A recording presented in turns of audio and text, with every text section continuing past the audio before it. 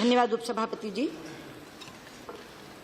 ये चर्चा दोपहर 2 बजे शुरू हुई और 18 सांसदों ने इसमें भाग लिया।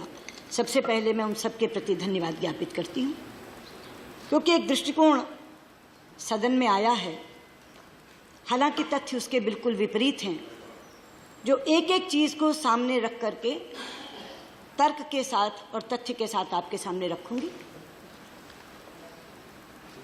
चर्चा की शुरुआत आनंद भाई ने की और मैं धन्यवादी हूं उनकी कि उन्होंने पूरे विश्व का आज का नक्शा सामने रखकर उसको शुरू किया।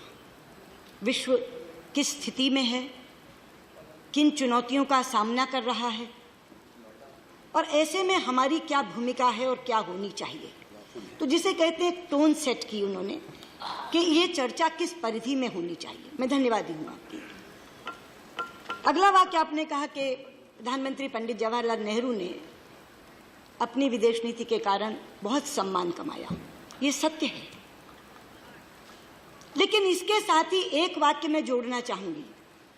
प्रधानमंत्री पंडित नेहरू ने व्यक्तिगत रूप पर सम्मान कमाया, प्रधानमंत्री नरेंद्र मोदी ने पूरे भारत को सम्मान दिलाया। उपसभापति जी,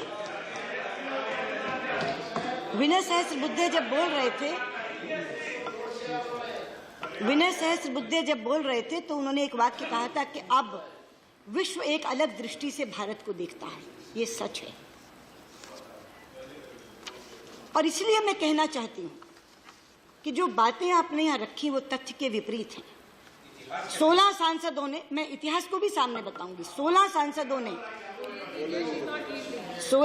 देखिए, मैंने आपको बहुत ही आसानी से सुना और एक व्यक्ति हमारी ओर से खड़ा हुआ बोलने के लिए, उनको टोकने के लिए, तो मैंने खड़े होकर कहा कि मैं उत्तर देने में सक्षम हूं, आप बैठ जाइए। अब मैं पूरे सदन से कम ये निवेदन करूंगी कि सबने अपनी बात कह दी, अपना दृष्टिकोण दे दिया, तो सरकार का दृष्टिकोण भी सुनिए, शांति से सुनिए। 16 सांसदों ने जिन्होंने बोला, उनमें से मुद्दे 16 नहीं उभरे, कम उभरे, लेकिन जो उभरे वो क्या थे? पड़ोसी देशों से संबंध। विनय सहस्त्रबुद्धे, स्वपन दास गुप्ता और दिलीप कुमार को छोड़ के सबने ये कहा पड़ोसियों से हमारे संबंध खराब है। पाकिस्तान का मुद्दा उभरा, आपने पूछा रोड मैप क्या है। चाइना का मुद्दा उभरा, चाइना की पड़ोस में जो घुसपैठ है उसके बारे भी, और आज जो डोकलम और सिक्किम के सामने जो स्टैंड ऑफ है, मनीष जी और सतीश जी दोनों ने उसका जिक्र किया। रूस का मामला बहुत ही ज्यादा जोर से रामगोपाल यादव जी ने उठाया। वेस्ट एशिया के बारे में शरद यादव जी ने चर्चा की, ये, और इजराइल के बारे में सीताराम येचुरी भी बोले और आपने भी प्रारंभ किया था उस बात को। मैं इन तमाम बातों का जवाब दूंगी, सिर्फ शांति से सुनिए। जहां तक पड़ोसी देशों के संबंध का सवाल है, उपसभापति जी, मित्र की परिभाषा क्या है? हम किसे मित्र कहते हैं? फ्रेंड। जब एक देश संकट में पड़ा हो और जिससे मदद मांगे, उसको वो मित्र की कैटेगरी में रखेगा, और जो मित्र सबसे पहले मदद को पहुंचे, जो देश, वो मित्र देश की कैटेगरी में आएगा। आप इतिहास की बात कर रहे हैं आनंद भाई, इतिहास गवाह है। मालदीव का पानी संकट आया, सुबह 7 बजे तत्कालीन उनकी विदेश मंत्री दुनिया मामून ने मुझे फोन किया और 3 घंटे बाद रेल नीर का भरा हुआ जहाज मालदीव के लिए चल पड़ा। श्रीलंका में बाढ़ आई, सबसे पहले कौन पहुंचा? भारत। नेपाल में भूकंप आया, सबसे पहले कौन पहुंचा? भारत। और सारा सामान लदा कर ले गए, और जब तक वहां के लोग बिल्कुल व्यवस्थित नहीं हो गए तब तक भोजन का प्रबंध, बाकी चीजों का प्रबंध सारा किया। उसके बाद जब डोनर्स कॉन्फ्रेंस हुई कि नेपाल के पुनर्निर्माण के लिए क्या दिया जाएगा, शायद वो चाइना की तरफ देख रहे थे कि ज्यादा होगा, सबसे ज्यादा बड़ी राशि $1 लाख बिलियन की भारत ने घोषित की। इसके बाद आप कहते कि हम मित्र देश नहीं हैं, और आप अपनी बात कर रहे हैं आनंद भाई। 17 साल तक भारत का कोई प्रधानमंत्री नेपाल की जमीन पे नहीं गया, और उन 17 सालों में से 11 साल आपकी सरकार थी। और जो आप बात कर रहे हैं, 2-3 जगह ब्लॉकेड हो गया, ये हो गया, आपके समय जितना बड़ा ब्लॉकेड हुआ, राजीव गांधी जी के समय जितना बड़ा ब्लॉकेट हुआ याद है आपको?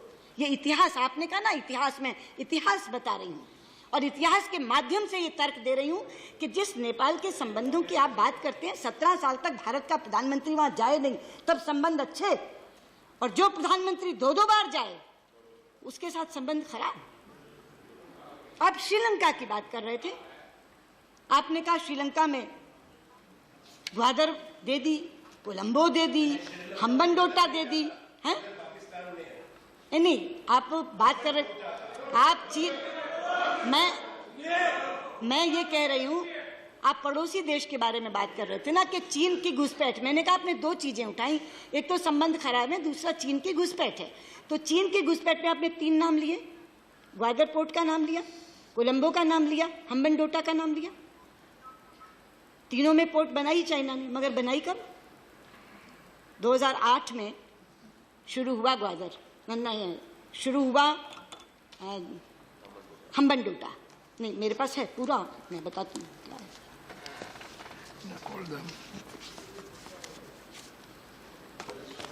और एक एक चीज बताऊंगी कौन कौन सी चीज शुरू। हम्बनटोटा, श्रीलंका, हम्बनटोटा पहला फेज शुरू हुआ 2008 में, किसकी सरकार थी?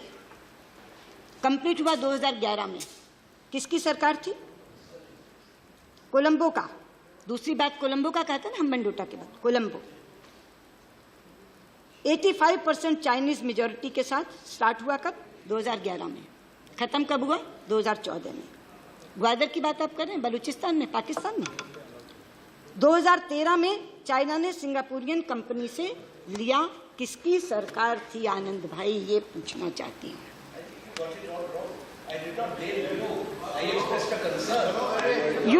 Why did you express the concern? Why were you not concerned in 2008 if you were expressing the concern? Why were you not concerned in 2011? Why were you not concerned in 2013? आज आपको concern याद आया, आज आपको concern याद आया। आप आज हमारी विदेश नीति पर बोल रहे थे, इसलिए जो कंसर्न आप ये बता रहे हैं, उन कंसर्न के जन्मदाता आप हैं। अगर हम्बनटोटा का कंसर्न है, अगर कोलंबो का कंसर्न है, अगर ग्वादर का कंसर्न है, तो मैं कहना चाहती हूँ वो कंसर्न का जन्म कब हुआ? वो कंसर्न का जन्म आपके समय हुआ। इसलिए आज हमारी विदेश नीति पर ये आरोप मत लगाइए कि ये कोलंबो, ग्वादर, हम्बनटोटा हमने दी।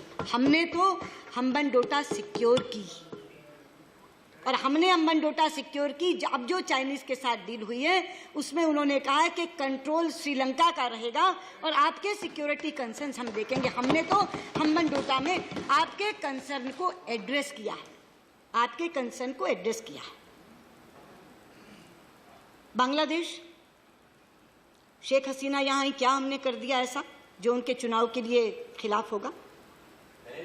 प्रधानमंत्री मनमोहन सिंह जी प्रधानमंत्री के तौर पर जिस LBA को करके आए थे, उसको हमने आगे बढ़ाया और उसका श्रेय दिया मैंने, और उसका श्रेय दिया मैंने।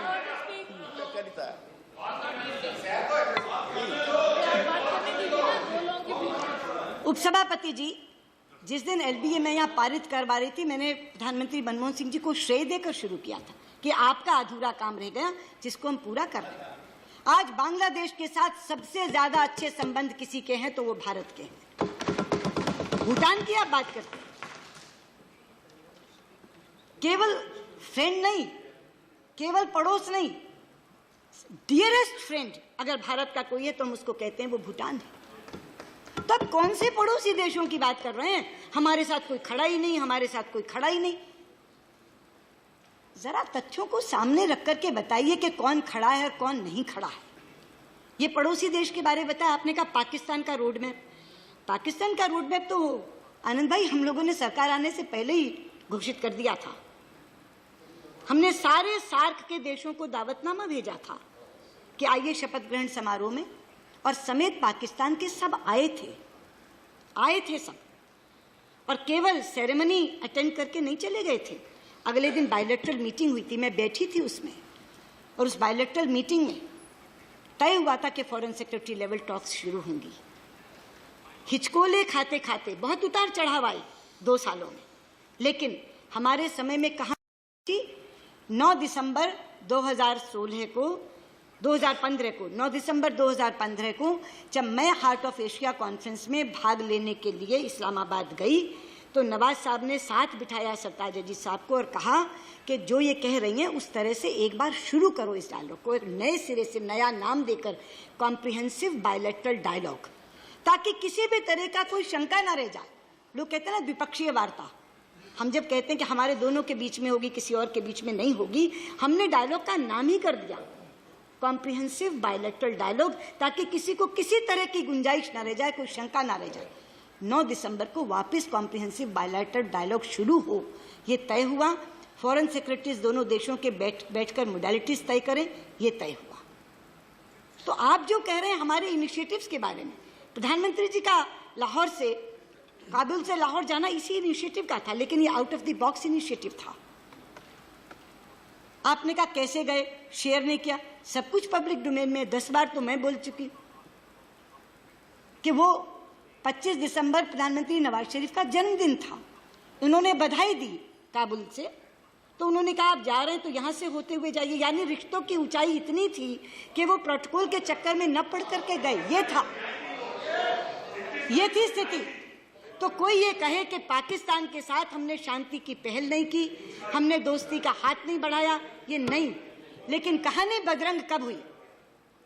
पठानकोट के बाद भी नहीं हुई, क्योंकि पठानकोट के बाद भी पाकिस्तान जो हमेशा डिनायल में जाता था, हर टेररिस्ट घटना के बाद वो ये पहली बार थी कि डिनायल में नहीं गया और उसने कहा कि हम सहयोग करने को तैयार हैं, हम जो SIT बनाएंगे आप आए। कहानी बदरंग तब हुई जब बुरहान वानी का एनकाउंटर यहाँ हुआ और नवाज शरीफ साहब ने वहाँ खड़े होकर के उसको स्वतंत्रता सेनानी शहीद की संज्ञा दी। उसके बाद से चीज़ें बिगड़ी। तो आप ये कहते हैं रोड मैप, क्या हमने तो रोड मैप बना दिया था, शांति का, दोस्ती का, पाकिस्तान की स्थिरता का, समझौते का, ये हमारा रोड मैप था।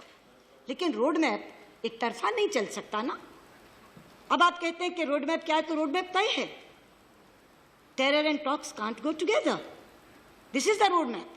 जिस दिन टेररिज्म खत्म कर देंगे, जिस दिन आतंकवादी घटनाएं करनी बंद कर देंगे, उस दिन वापस वार्ता शुरू हो जाएगी। ये है रोड मैप। अब बात करते हैं, आप चाइना की बात करते हैं। जहां तक चाइना में डोकलम का सवाल है, जो मनीष जी और सतीश जी ने खासतौर पे उठाया और आप लोग भी जानना चाहते हैं, लेकिन आपने एक बात कही आनंद भाई कि जिस समय 1962 में स्थिति बनी चाइना और भारत के बीच की, तो अटल जी ने एक पत्र लिखा प्रधानमंत्री नेहरू को कि सदन बुलाओ, और प्रधानमंत्री नेहरू ने पॉजिटिवली रिस्पॉन्ड किया और सदन बुलाया। काश आज के विपक्ष ने ये किया होता। मैं बहुत दुखी हूं इस बात से कि सबसे बड़े प्रमुख विपक्षी दल के नेता ने चीन की स्थिति को जानने के लिए भारत के नेतृत्व को पूछने की बजाय चीन के राजदूत को बुलाना चाहिए। और अगर मेरी जानकारी सही है तो शायद आप भी उस मीटिंग में मौजूद थे।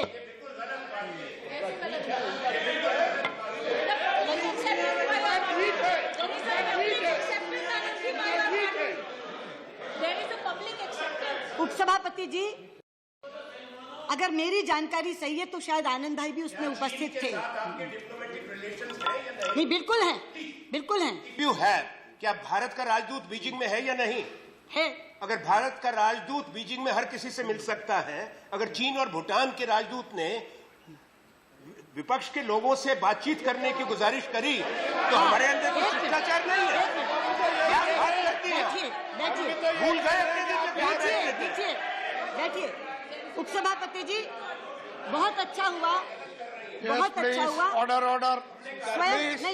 स्वयं प्रश्न करने के बाद उन्होंने अपने उत्तर में स्वीकार ही नहीं किया, औचित्य ठहराया, जस्टिफाई किया। मैं यही कह रही हूं आपसे, मैं यही कह रही हूं। पहले विपक्ष को भारत का दृष्टिकोण समझना चाहिए था, उसके बाद चीनी राजदूत को बुलाकर कन्फ्रंट करना चाहिए था कि हमारा तो ये पक्ष है।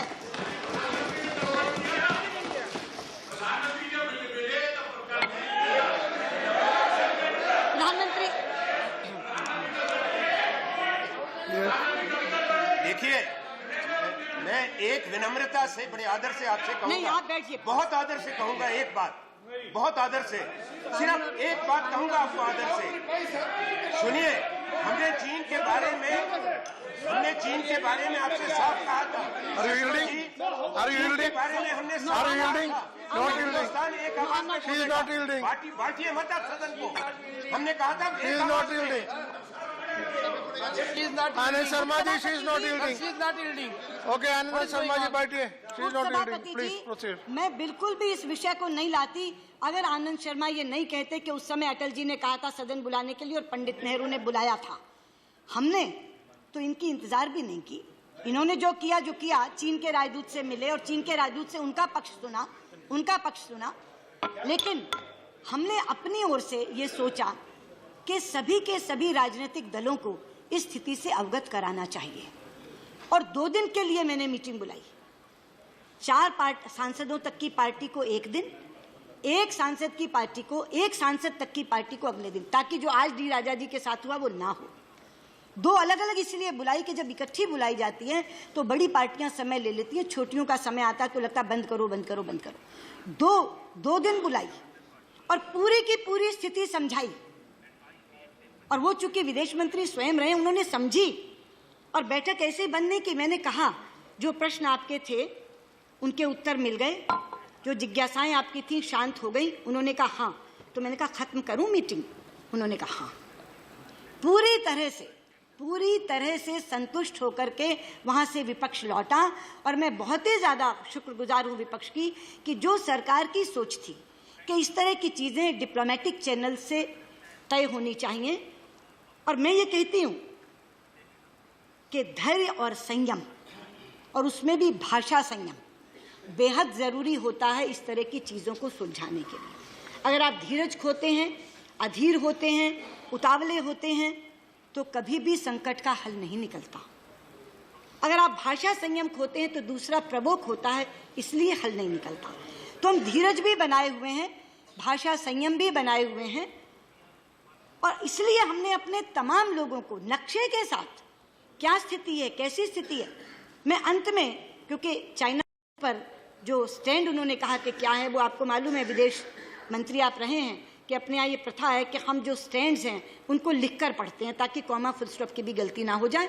तो मैं अंत में सबसे ज़्यादा वही लूँगी, पहले मैं बाकी चीज़ों का जवाब दे दूँ, लेकिन जो हमारा स्टैंड है उसको मैं पूरे का पूरा पढ़कर जो भारत सरकार का स्टैंड है बताऊँगी, ताकि उसमें किसी भी तरह का ये गुंजाइश ही ना बचे कि आप उसका कोई और अर्थ निकाल सकें। आपने तो ये कहा था, आपने तो ये कहा था, तो इसीलिए उसको मैं बिल्कुल अंत में लूँगी।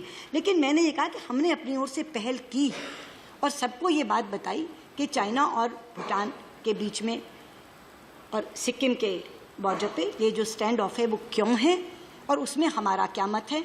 और मैंने कहा कि मैं शुक्रगुजार हूँ कि सब लोग इससे सहमत हुए। शरद पवार जी और मुलायम सिंह यादव, 2 पूर्व रक्षा मंत्री उसमें थे बैठक में, और उन्होंने भी ये कहा, बल्कि शरद पवार जी ने तो अपना एक उदाहरण देते हुए कहा कि मेरे समय में ये ऐसी स्थिति हुई थी, लेकिन हम लोगों ने पेशेंस रखी थी, आप भी धीरज मत खोइए। हमने कहा हम बिल्कुल धीरज नहीं खोएंगे, हम बिल्कुल भाषा संयम बना करके रखेंगे ताकि इसका हल निकले। अब रामगोपाल यादव जी से मैं कहना चाहूँगी, आपने कहा युद्ध की तैयारी रखो। रामगोपाल जी, युद्ध की तैयारी तो होती है तभी तो सेना होती है, वरना कोई देश सेना क्यों रखे। लेकिन एक चीज़ मैं आपको बता दूं, किसी भी समस्या का समाधान युद्ध से नहीं निकलता, युद्ध के बाद भी संवाद करना पड़ता है तब निकलता है। युद्ध अपने आप में समाधान नहीं देता, जीते हारे लोग भी टेबल पर बैठते हैं तब समाधान निकलता है। तो बुद्धिमत्ता का तकाजा यह है कि युद्ध बिना किए संवाद कर लो और उससे रास्ता निकाल लो, तो वो कहीं ज़्यादा बेहतर है। से यहाँ तक युद्ध की तैयारी का सवाल है, सेना है यहाँ और वो सेना होती है युद्ध के लिए, लेकिन युद्ध से समाधान नहीं निकलता। इसीलिए मैं कह रही हूं धैर्य और भाषा संयम और डिप्लोमेटिक चैनल्स, इन्हीं से निकलता है समाधान। आपने कहा कि आप अपनी सामरिक क्षमता बढ़ाइए, तभी पड़ोस के लोगों को लगेगा कि चीन अगर हम पर हमला करेगा तो हमें आप बचा लेंगे। युग बदल गया रामगोपाल जी, युग बदल गया। अब सामरिक क्षमता से देश नहीं जाने जाते, अब आर्थिक क्षमता से देश जाने जाते हैं। और इसीलिए जो शरद यादव जी ने बात की, उनसे सहमत हुए मैं ये कहना चाहूंगी कि आज पड़ोसियों को ये नहीं है कि चीन उन पर हमला करेगा तो भारत का साथ चाहिए। अगर भारत की सामरिक क्षमता बढ़ते हुए देखेंगे तो हम ही से डरने लगेंगे कि पता नहीं यही हम पे हमला करेंगे। आज पड़ोसियों को अपने विकास में आर्थिक मदद चाहिए, और इसलिए जब प्रधानमंत्री कहते हैं सबका साथ सबका विकास, का मतलब केवल देश के अंदर का नहीं है। मैं चाहता हूं कि भारत की प्रगति में मेरे हर पड़ोसी देश का विकास हो। ये जो भावना है ये पड़ोसी देशों को आश्वस्त भी करती है और ये उनको ये भी कहती है कि भारत का अगर विकास होगा तो भारत के विकास का लाभ हमें भी मिलेगा। इसलिए सामरिक क्षमता बढ़ाने की बजाय आज आर्थिक क्षमता बढ़ाने की जरूरत है। और मैं बहुत ज्यादा अदब से ये कहना चाहूंगी कि हमारी जो आर्थिक क्षमता बढ़ रही है उसमें भी बहुत बड़ा इन्वेस्टमेंट चाइना से आ रहा है। मैं अगर आपको आंकड़ा दूं, 116 बिलियन US डॉलर था 2014 में, हमारे से पहले मई 2014 से, आज बढ़कर 160 बिलियन US डॉलर हुआ है, 37% की बढ़ोतरी। तो जो बात सतीश मिश्रा कह रहे थे ना, नहीं है अभी इस समय, उन्होंने ये कहा था कि आप पूरे बायलैटरल रिलेशंस पर बात करो, उनका यहाँ पे बहुत ज्यादा रिस्क है, स्टेक है, इतने ज्यादा कॉन्टेक्ट उन्होंने लिए हुए हैं। वो सही कह रहे थे, और अगर वो होते तो मैं उनको बताती, पर आपके माध्यम से बात उन तक भी पहुंचे और सदन तक भी। डोकलम पर निगोशिएट नहीं कर रहे, केवल हम बायलैटरल रिलेशंस पर बात कर रहे हैं चीन के साथ। पूरे के पूरे संबंध जो हैं समग्रता में हम बात कर रहे हैं इनके साथ, और हल भी उसी से निकलेगा। तो जहां तक आर्थिक क्षमता का सवाल है, जो देश हमारा बहुत बड़ा योगदान और सहयोगी बने हुए हैं उसमें चीन एक बहुत बड़ा देश है। इसलिए अकेला डोकलम मामला नहीं है, अगर बायलैटरल रिलेशंस पर उनसे चर्चा होगी तो निश्चित तौर पर समाधान निकलेगा। अब US के बारे, उस दिन आनंद जी ने कह दिया कि स्पाउस का वीजा खत्म हो गया, संख्या H1 वीजा की कम हो गई। नहीं आनंद भाई, तथ्य बिल्कुल और है। तथ्य ये है कि शुरू में वीजा की संख्या 65,000 थी। जब अटल जी की सरकार आई NDA की, उस समय वो बढ़कर 1,95,000 हो गई, 1,95,000। लेकिन दिसंबर 2004 में जब आपकी सरकार थी, उस समय एक बिल पारित हुआ और वो संख्या धड़ाम से नीचे फिर 65,000 आ गई। 1,95,000 से 65,000 आपके कार्यकाल में हुई थी, और आज तक वो 65,000 और साथ में 20,000 वो लोग जो वहां से PhD किए हुए, वहां की यूनिवर्सिटी से, वो संख्या बरकरार है। उसमें एक भी संख्या की कमी नहीं हुई। 65,000 जो H1B वीजा भारतीयों को मिलते थे और 20,000 जो वहां से PhD किए हुए उनको मिलते थे, वो संख्या जस की तस बरकरार है। आपने स्पाउस वीजा की बात की, सबसे पहले तो ये बता दूं, ये स्पाउस वीजा दिलाया ही 2015 में प्रधानमंत्री मोदी ने, 2015 में, उससे पहले नहीं था। और इसमें कोई परिवर्तन नहीं आया है, कोई भी परिवर्तन नहीं आया है। स्पाउसेस को उन्होंने ये कहा कि यहाँ ये पढ़ी लिखी पत्नियां आती हैं, ये घर पर बैठी रहती, इनको भी नौकरी का मौका मिलना चाहिए, जो माना गया, स्वीकारा गया और उनको ये अधिकार मिला। उस अधिकार में राई रत्ती परिवर्तन नहीं हुआ। तभी मैंने कहा कि चीजें तथ्यों के विपरीत बोली गई। और जहां तक अब आप बात कर रहे हैं इजराइल की, खासतौर पे सीताराम येचुरी, पर US का एक आपका विषय था लिमोआ का, मैं लिमोआ पे भी बता दूं। लिमोआ केवल एक फैसिलिटेटिंग एग्रीमेंट है कॉमरेड, इसमें कहीं ये प्रोविजन नहीं है कि कोई बेस स्थापित कर दिया जाएगा, कहीं ये प्रोविजन नहीं है कि कोई बेसिंग का अरेंजमेंट कर दिया जाएगा। इसलिए ये जो आपका कहना है ना कि हमारी सिक्योरिटी को कोई इससे खतरा पैदा हो गया, बहुत ही ध्यान से, सावधानी से लिमोआ किया गया है, और इसमें केवल एक फैसिलिटेटिंग एग्रीमेंट के तौर पर हमने इसको माना है। अब इसलिए मैं जो कह रही थी कि तथ्य विपरीत हैं, तथ्य इसलिए विपरीत हैं कि पड़ोस की बात तो मैंने बता दी। आपने जो रामगोपाल जी कहा कि उस समय अमेरिका पाकिस्तान के साथ था, कहा ना आपने, जब रूस हमारे साथ था तो अमेरिका पाकिस्तान के साथ था। यही है आज की विदेश नीति की सफलता कि आज अमेरिका भी भारत के साथ है और रूस भी भारत के साथ है। और मैं ऐसे ही नहीं कह रही, मैं ऐसे ही नहीं कह रही।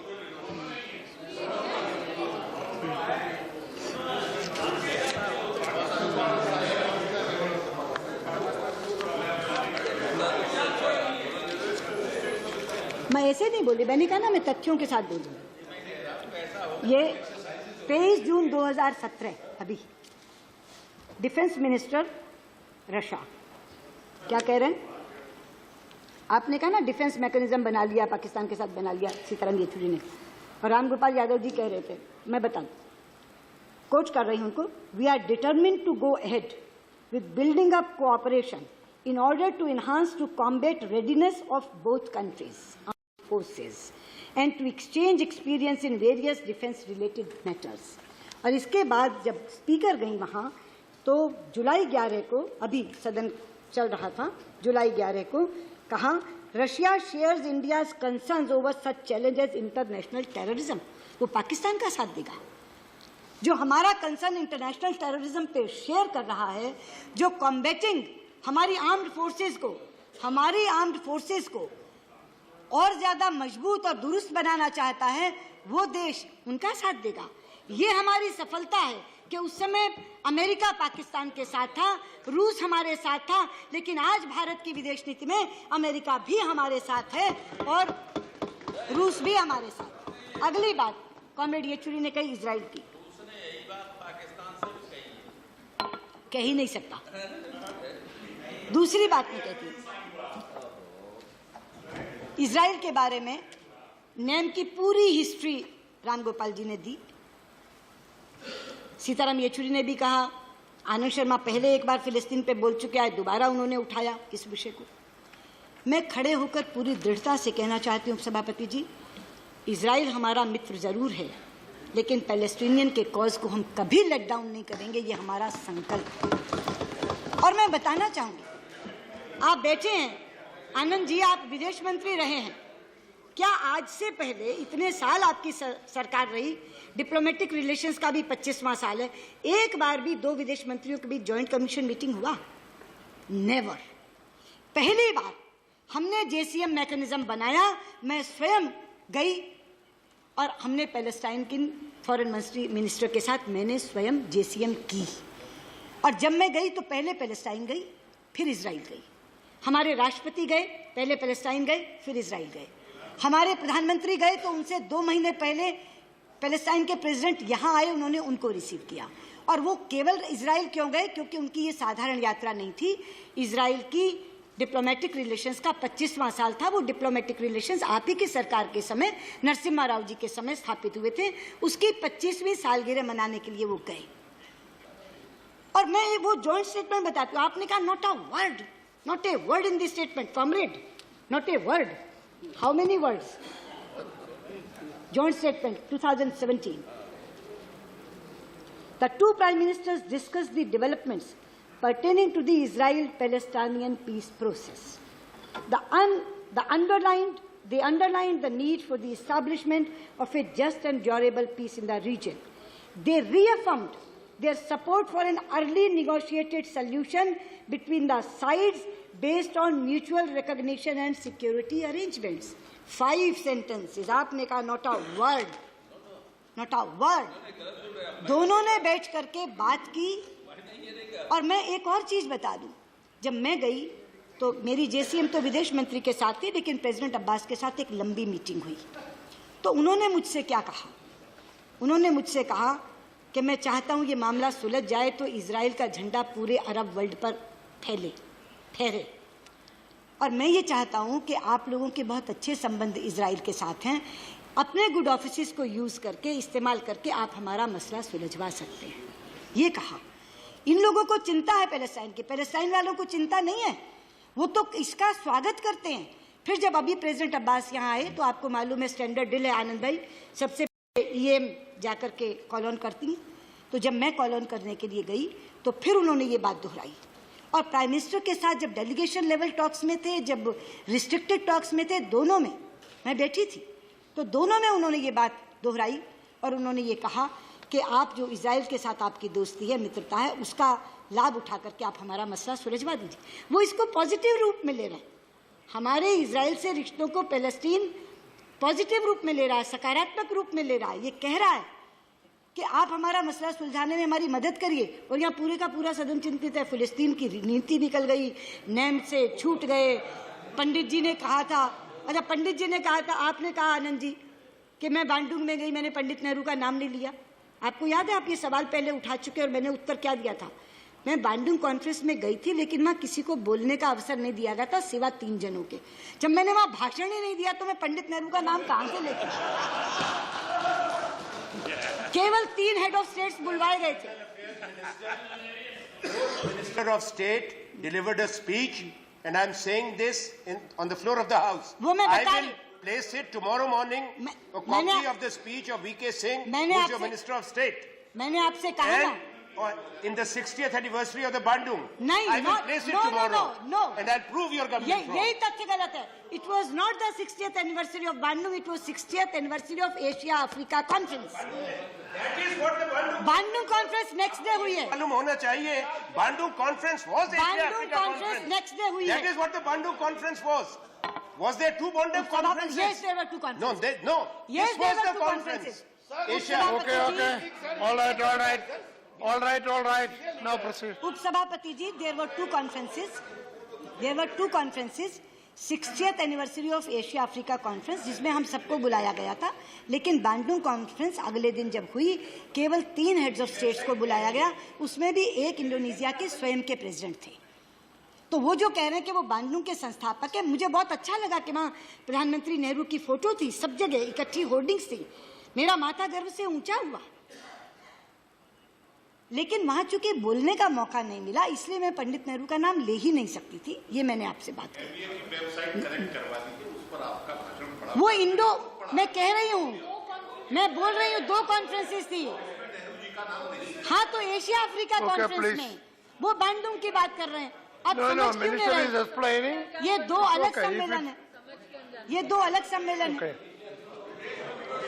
तो उपसभापति जी, मैंने पड़ोस के बारे में बताया कि तथ्यों के विपरीत धारणा बनी है. मैंने रशिया के बारे में बताया कि अलग धारणा गलत बनी है. मैंने फिलिस्तीन के बारे में बताया. अब मैं वेस्ट एशिया पर आती हूँ. उपसभापति जी, मोदी सरकार आने से पहले अगर सबसे ज्यादा उन लोगों को चिंता थी जो वेस्ट एशिया के बहुत समर्थक हैं, उन्हें यह थी कि शायद भारत की विदेश नीति में से वेस्ट एशिया गोल हो जाएगा, क्योंकि सारे के सारे वो मुस्लिम बहुल देश हैं, और इसलिए उनको लगता था कि अरब वर्ल्ड के साथ हमारा कोई रिश्ता अच्छा नहीं रह जाएगा. और उन्हें यह भी डर था कि वहाँ हमारे इतने ज़्यादा नंबर में श्रमिक हैं, उनका क्या होगा. लेकिन आज यहाँ कहना चाहती हूँ, आज के दिन अगर सबसे ज़्यादा अच्छे रिश्ते अरब वर्ल्ड के किसी के साथ हैं तो हिंदुस्तान के साथ. और इसका भी तथ्य देती हूँ, पहली बार आबू धाबी के क्राउन प्रिंस हमारी 26 जनवरी के चीफ गेस्ट बनकर आए थे. दूसरा उदाहरण, सऊदी अरबिया में, जब सऊदी अरबिया में हमारे प्रधानमंत्री गए तो सऊदी नरेश ने अपने देश का सर्वोच्च सिविल सम्मान से उनको नवाजा था. और तीसरा उदाहरण देती हूं, जिसका जिक्र किया था रामगोपाल जी, आपने यमन का जिक्र किया था. मैं कहना चाहती हूं आपसे, अगर हम यमन से लोगों को निकाल कर ला सके तो क्यों निकाल कर ला सके. लड़ाई किनके बीच में हो रही थी? सऊदी अरब और यमन. सऊदी अरब गोलाबारी कर रहा था, इस कारण से यमन का हवाई अड्डा बंद था. मैंने प्रधानमंत्री जी से कहा कि आप एक बार सऊदी नरेश से बात करेंगे, अगर वो गोलाबारी बंद कर दें कुछ दिनों के लिए तो हम अपने लोग निकाल लें. उन्होंने बात की, मेरे सामने बात की. तो सऊदी नरेश ने कहा कि कई दिनों के लिए तो नहीं, ऐसा करते हैं हर दिन 2 घंटे के लिए गोलाबारी बंद कर देते हैं, 9 से 11. आप यमनियों से बात कर लो, अगर वो हवाई अड्डा उस समय खोल दें तो आप अपने लोगों को निकाल लो. कितनी जटिल स्थिति थी. 3 ही तरीके हैं लोगों को निकालने के लिए, जल थल नभ. या सड़क के रास्ते निकालो, या समुद्र के रास्ते निकालो, या आकाश के रास्ते निकालो. आकाश के रास्ते विमान से, समुद्र के रास्ते शिप से, और सड़क के रास्ते बस नहीं, बस से, रेल से. पूरे यमन में लड़ाई हो रही थी, कोई बस चल नहीं सकती थी. समुद्र में लुटेरे बैठे थे, पूरा का पूरा पायरेसी से ग्रस्त क्षेत्र है, और आसमान से गोलाबारी हो रही थी. ऐसी स्थिति में जब उन्होंने कहा कि सऊदी नरेश से बात हो गई है और वो कह रहे हैं कि हम रोज नहीं 9 से 11 में 2 घंटे के लिए गोलाबारी रोक दिया करेंगे, तो अब तुम यमनियों से बात करो कि वो हवाई अड्डा खोल दें. ये थी भारत की विदेश नीति की सफलता. 9 से 11 रोज 2 घंटे सऊदी अरब गोलाबारी रोकता था और यमनी हवाई अड्डा खोलते थे, और उसके कारण से जनरल वीके सिंह गवाह हैं, व्यक्तिगत तौर पर जाकर खड़े थे. 4,500 4,700 लोग हम अपने निकाल कर लाए, 2,000 विदेशी निकाल कर लाए. और वो छोटे मोटे देश के विदेशी नहीं थे, रामगोपाल जी 48 देशों के लोग निकाल कर लाए, जिसमें अमेरिका, फ्रांस, जर्मनी। नहीं, इसीलिए मैं कह रही हूँ, आपने जो तारीफ की ना, नहीं उसी से शुरू किया।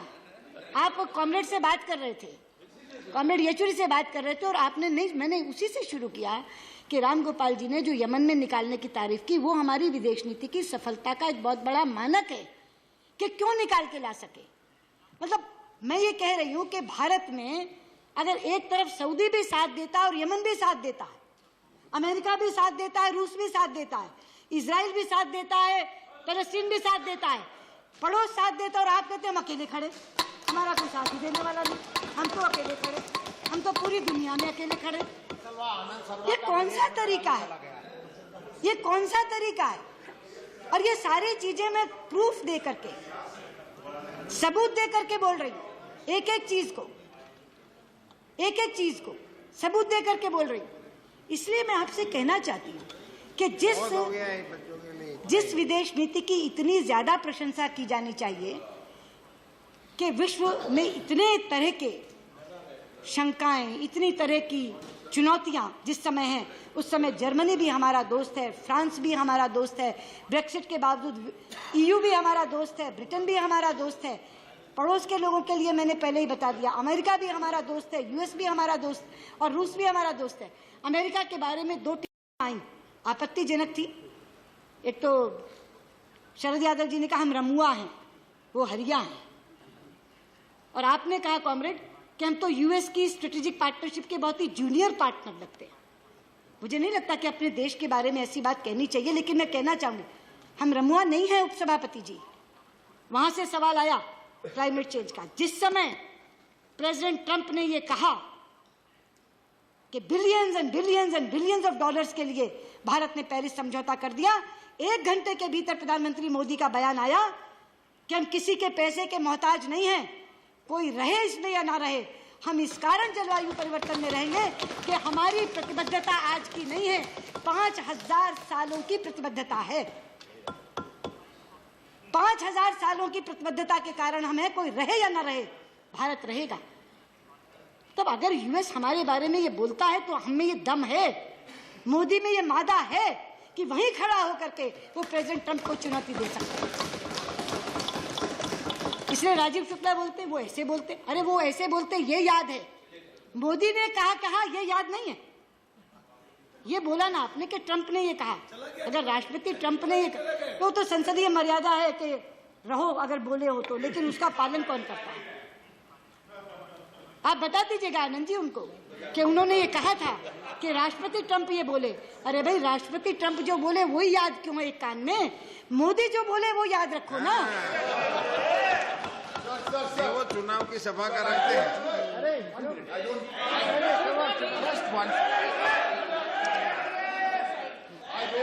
If she yields, The minister is a very senior and if she highly, yields, I've got no issue. Sir, I just want to make a clarification. if she yields, if she yields sir only, मैं आपसे यही कह रही हूँ, I was only making a clarification. if she yields, There was a discussion here on the Bandung conference. she has to. We have Wi-Fi in the Rajya No, Sabha. she has to yield. The text of the Bandung conference is here. it's not Bandung, it is Asia Africa conference. Sir, I'm again and Bandung again is saying- No. What I'm Anand again and Sharma again ji saying- was saying, Derek. the text of the conference is here. There is no mention of Pandit Nehru. That's all. I'm telling you. Okay. That she There- admitted. No, next She week. also said that. In 2 days. No, not No in mention. Bandung was in Bandung. ये 2 Okay. सम्मेलन थे Derek जी, और दोनों अलग अलग जगह थे। जो बैंडुंग कॉन्फ्रेंस थी वो बैंडुंग नहीं थी, बैंडुंग में हम नहीं गए, मतलब हम गए, हमें बोलने का वहाँ मौका नहीं था। बहुत हो गया आप बार-बार एक ही चीज को कह जा रहे हैं, 10 बार स्पष्टीकरण दे दीजिए। No. Minister, you need not react. You reply. Asia Africa conference. You need not react to everything. You only reply. She is not yielding. She is not yielding. Yeah. उपसभापति जी, She is Yeah. not yielding. Why? मैंने कम से कम 10 बार इसका स्पष्टीकरण दिया है। ये 2 अलग conferences थी, 2 अलग स्थानों पर थी, 2 अलग दिनों में थी। Okay. बैंडुंग कॉन्फ्रेंस अगले दिन थी, बैंडुंग में थी। उस कॉन्फ्रेंस में हमें बोलने का अवसर नहीं था। जो Okay, that's very और clear.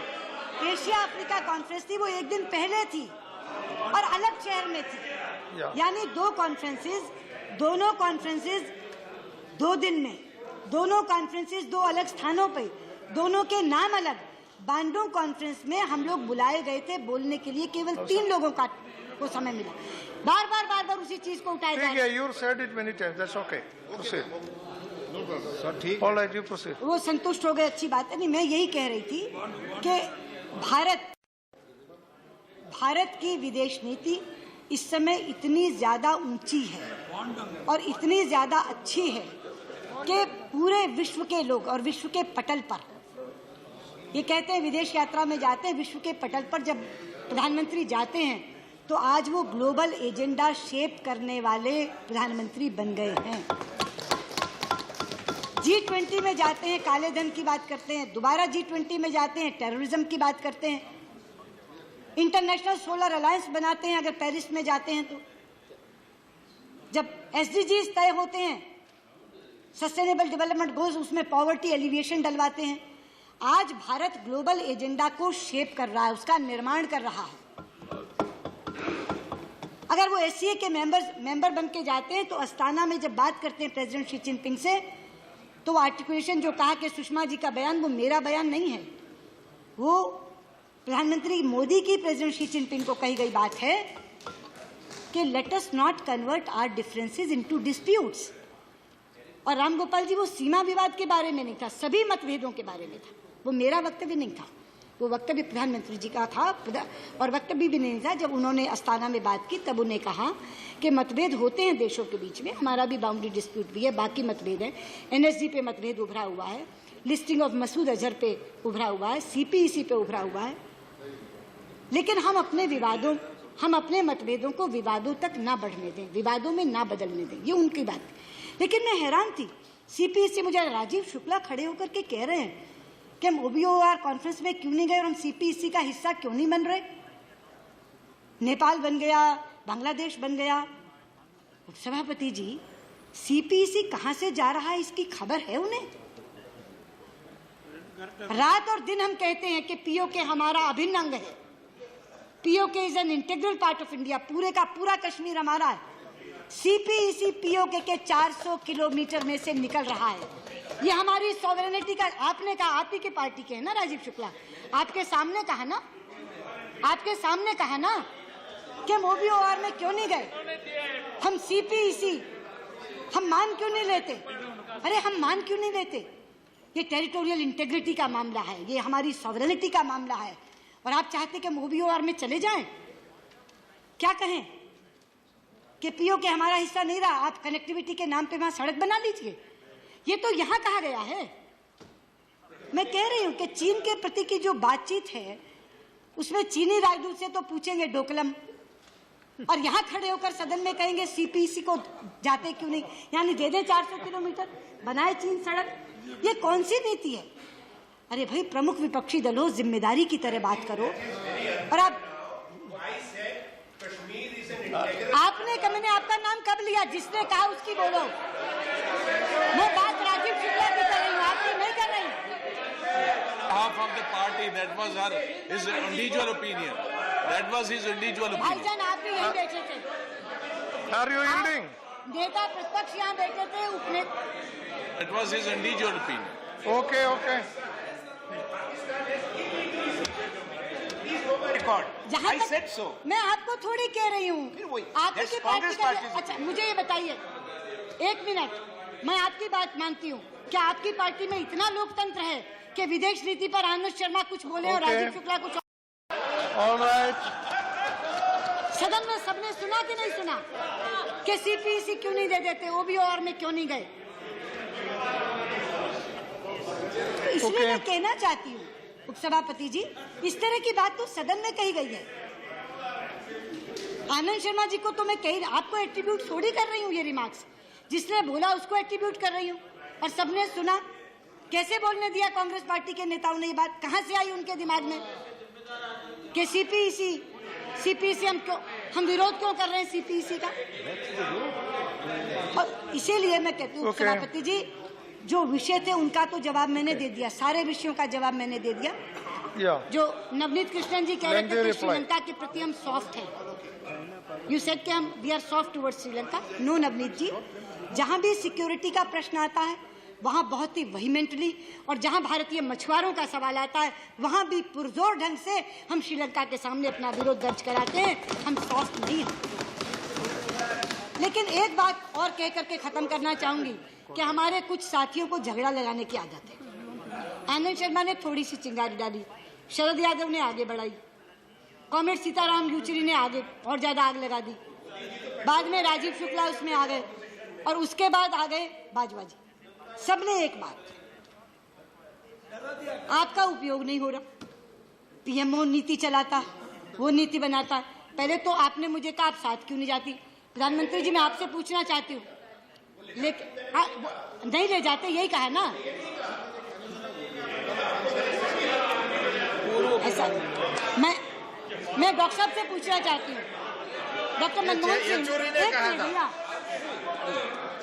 डॉक्टर मनमोहन सिंह, मैं आपसे पूछना चाहती हूँ, आप पूर्व प्रधानमंत्री हैं, आप कितनी बार सलमान खुर्शीद को अपने साथ ले गए, कितनी बार एसएम कृष्णा को अपने साथ ले गए? कौन से प्रोटोकॉल के तहत विदेश मंत्री हर बार प्रधानमंत्री के साथ जाता है? प्रोटोकॉल ये है आनंद जी, आप तो जानते हैं, जिन मल्टीलैटरल में विदेश मंत्रियों का स्पेसिफिक रोल होता है, जैसे सार्क में स्पेसिफिक रोल है हमारा, तो हमेशा विदेश मंत्री जाते हैं। वरना विदेश मंत्री अपनी अलग यात्रा करते हैं, प्रधानमंत्री अलग यात्रा करते हैं, तभी पूरा का पूरा संसार पूरा हो पाता है। और जब मैं यात्रा करती हूँ तो मैं केवल विदेश मंत्री से मिलकर नहीं चली आती। आज भारत का वो बुलंदी आ गई है कि वहाँ के राष्ट्रपति, वहाँ के प्रधानमंत्री दोनों मुझे मीटिंग्स देते हैं और उनसे मिलने के बाद में आते हैं। और मैं एक बात और कह दूँ, ये जो कहा जाता है ना, और ये जो कहा जाता है ना कि पीएम, ये जो कहा जाता है कि पीएम नीति चला रहे हैं, आप तो स्वयं साक्षी हैं इसके। मेरे से पूर्व वाले सरकार नहीं, आपसे भी मिलते थे, मैंने ये कब कहा नहीं मिलते थे। मेरे से पूर्व के विदेश मंत्री पता नहीं कैसा भाग्य लेकर आए थे, क्योंकि उस समय तो ना नीति एमईए ड्रिवन थी ना ईएम ड्रिवन थी, उस समय तो नीति पीएमओ ड्रिवन थी, नॉट पीएम, पीएमओ ड्रिवन थी। लेकिन मैं सौभाग्यशाली हूं कि मुझे एक ऐसे प्रधानमंत्री का नेतृत्व मिला है जहां एमईए पूरे का पूरा सहायक का रोल करता है, और हर नीति तय करते समय प्रधानमंत्री मुझसे विचार विमर्श करते हैं। डंके की चोट पर सदन में कहना चाहूँगी। अब मैंने कहा था कि मैं अंत में जो चीन का मामला है उस पर हमारा क्या स्टैंड है वो मैं यहाँ पढ़ना चाहूंगी, तो वो मैं पढ़ दूं, उतनी अनुमति मुझे दे दीजिए।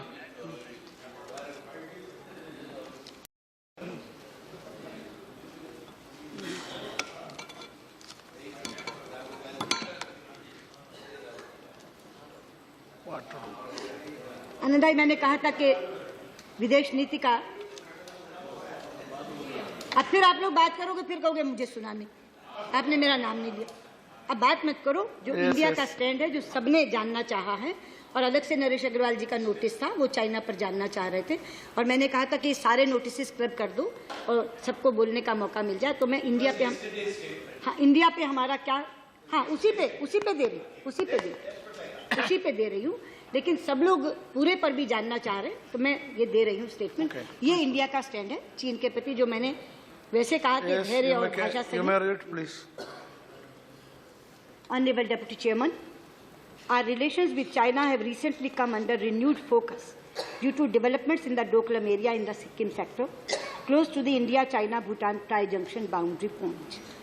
India's position on this issue has been articulated in the press statement issued by Minister of External Affairs on June 30th. Our concerns emanate from Chinese actions on the ground, which have implications for the determination of tri-junction boundary point between India, China and Bhutan, and the alignment of India-China boundary in the Sikkim sector. Both these aspects of tri-junction point and India-China boundary alignment in the Sikkim sector had been earlier addressed in a written common understanding reached between the special representatives of India and China on the boundary question in December 2012. Point 13 of the common understanding states that, on quote, the tri-junction boundary points between India, China and third countries will be finalized in consultation with the concerned countries. Since 2012, we have not held any discussions on the tri-junction with Bhutan. The Chinese action in the Doklam area is therefore of concern. With regard to the boundary in Sikkim sector, there are still steps to be covered before the boundary is finalized.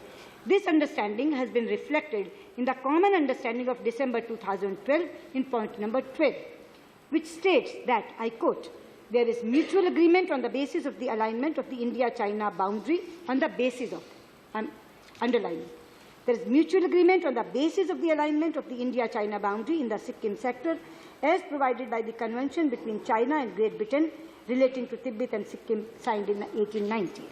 Then, during the 8th Special Representative meeting in June 2006, the Chinese side had in fact handed over a non-paper for separate agreement on the boundary in Sikkim sector.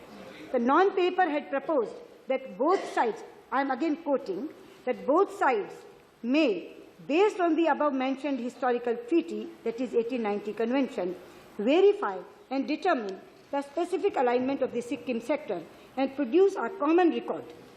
On this basis, as an initial result of the boundary settlement, both sides may negotiate and sign an agreement on the boundary alignment in the Sikkim sector to replace the historical treaty.